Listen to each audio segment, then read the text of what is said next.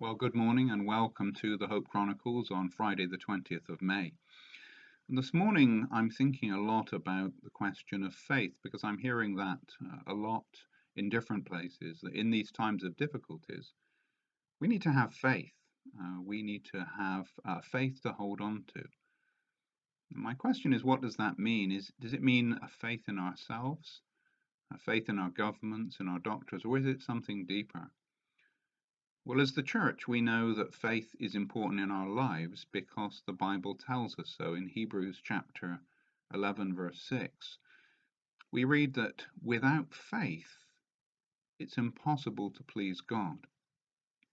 Of course, as the church, we want to please God. And as humanity, as we're searching for God, we want to be able to please Him.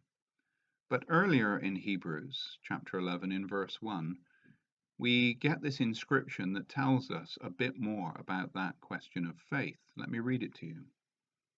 Now, faith is being sure of what we hope for and certain of what we do not see. Let me read it again. Now, faith is being sure of what we hope for and certain of what we do not see. The question, therefore, is what is it that we want to be sure of? Now, a first flush response to that is we want to be sure of God's love, mercy, and kindness in these difficult days.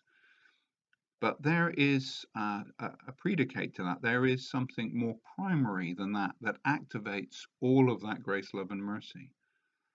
And that is the fact that our relationship with God has been restored. That we're no longer distant from God. We're no longer far from Him, that we have come home.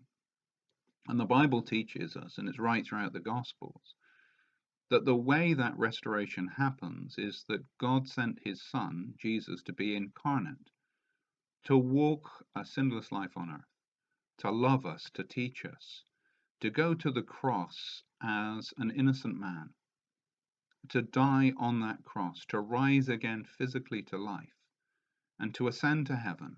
And by faith in that fact, that reality, that opens a way to heaven for us, to eternal life, and it activates this blessing that is part of being God's covenantal, eternal community of faith. So our faith is first and foremost that Jesus has made a way home for us. When we have that faith, that then activates for us this faith that God is with us, never will He leave us, never will He forsake us, and that He'll take us through everything. And I should say to you this morning that this faith in Jesus Christ is open to absolutely everyone. It doesn't matter what you've done in your life, how far from God you've been. If you earnestly seek Him and you want to be right with Him and you're willing to trust Jesus for your future, He will welcome you with open arms. So my prayer for us all today is that we would know that faith that activates hope. We would know Jesus Christ, and we would be received into the arms of God with peace and joy. Have a blessed day, safe in the arms of God today.